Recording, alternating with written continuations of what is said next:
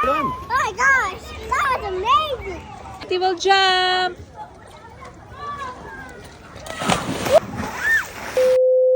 G'day mga my guys! Ay mali. Hello mga tita, tito, uncle, mga kalukdo, mga kabunot, mga ohot, panuhot. For today's video, tayo ay mag-a day in a life sa babaeng nahulog sa farm.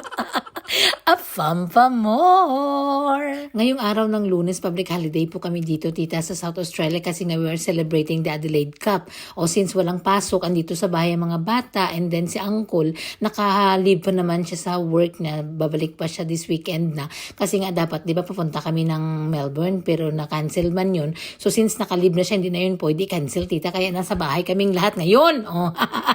Nagmumukmo kami kasi hindi pwedeng lumabas ng bahay kasi nagbo-blowtorch doon. Pag lumabas ka ng pintuan, ay may magbo-blowtorch sa puwet mo, parang putok ang mga brain cells mo sa init ng araw. Oh, ano gusto mo? Sa doon ka sa labas o dito sa loob?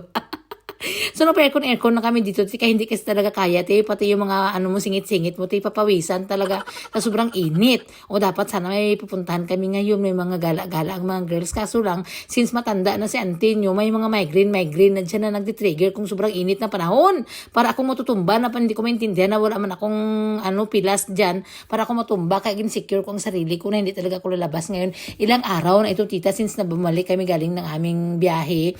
Dito lang kami lagi sa loob ng bahay. Nagsimbal lang kami, tapos nalabas kami ng hapon o gabi, magbili ng pagkain, mag-grocery, ganyan.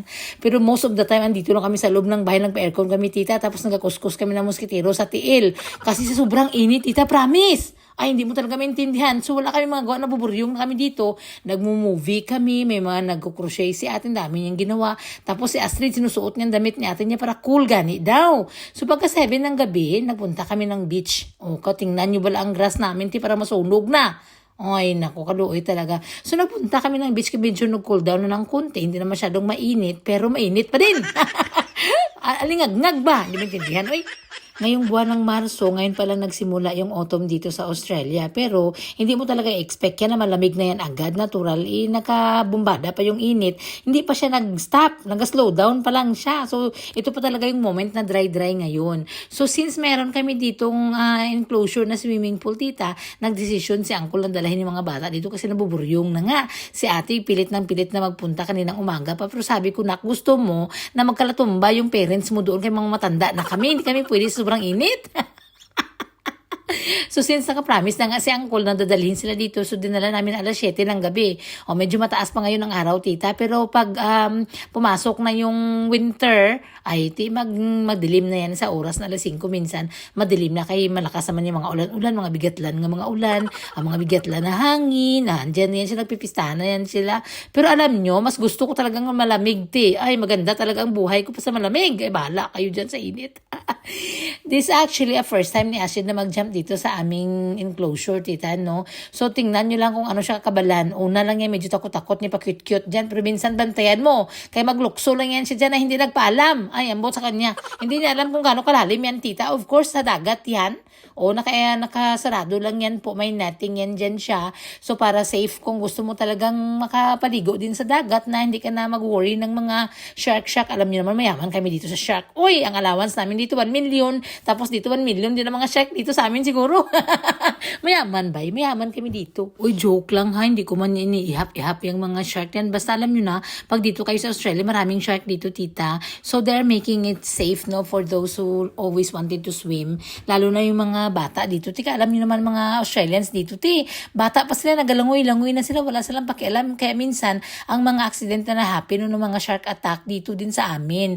Kasi nga minsan yung mga kabataan, wala, nag-jump lang sila. Like kay Astrid ngayon, Ako gani, hindi pa ako naka-jump dito kaya natatakot. Ako matanda na nga ako, matangkad pa ako sa kanya. Pero siya, tingnan niyo, tita, kung gano'n siya confident sa sarili niya na maglukso siya.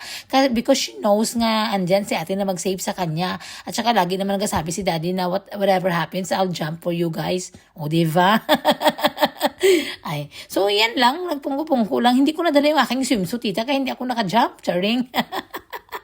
Itong aming ocean pool, tita, wala pong bayad ito. Libre po ito sa lahat. Wala pong entrance fee dito sa Australia. Kung saan ka na beach na magpunta, wala pong mga bayad-bayad dito. Hindi uso yan, te. Libre yun lahat. Kaya bata pa yung mga Australians dito. Nasa school pa lang, may mga swimming lessons na yan sila. And then, and every parents, yung mga anak nila, ginapaleson nila. Pati nga si daddy, dati ako pinaleson niya din ako. Kasi minsan, nangyari yung December, may family gathering kami, no? Tapos may swimming pool yung pinsan ng aking asawa. Tapos nasikain ng lunchtime. Tapos si Celeste bumalik doon sa swimming pool. Bigat lang talaga. Naglukso siya ngayon dito, tita, sa swimming pool. So, ang natira doon yung mga lula lang. Oh. So, paano yan ngayon yung mga matanda, kayo mga sungkod? Man yan, makalukso ba yan sila? So, walang ibang naglukso, kundi ako na ako hindi man din marunong mag-swim. Pinili pa talaga ni Celeste na doon sa malalim siya naglukso. Subutin na lang yung mga matanda. Ay, alam niyo naman na dito mga ready yan sila lahat sa mga rescue, whatever things na nakapalibot sa swimming pool. So pinagtapon-tapon nila yung mga floaty sa akin. Eh nasave ko si Celeste. Eh nasave ko din ang sarili ko. Eh kinaghawak man ako sa sa mga palutang-lutang ba. Kaya mula noon, pag swimming lesson ni Ate Celeste, pina-swimming lesson din ako ni Uncle. So ngayon kahit paano, hindi na ako malumusita. Kami mga tactics din tayo na hindi magpanik ba, ganyan-ganyan. Okay? So doon pa lang sila ni ate at saka ni dad, nagtira pa din sila doon sa may jetty, nagalukso-lukso pa si ate. Hindi talaga yung mag-uwi pa, kaya hindi pa na-enjoy mo. Gusto ko siguro mga 2 oras pa hanggang medyo nagdilim-dilim na. Ginapapak na ako ng lamok dito, tita, kasi nga summer dito maraming lamok. Sabi ko mag-uwi na tayo, kay sabi ko na gutom na ba, pero ayoko na magluto. Kapoy na kaya takon. So ayun, nag-order na lang si Uncle ng pizza para sa aming panihapon eh. Tapos mag-ready na naman ng maaga mga bata. Kaya mag-school na naman bukas. O duha na lang kami ni Uncle. Yay!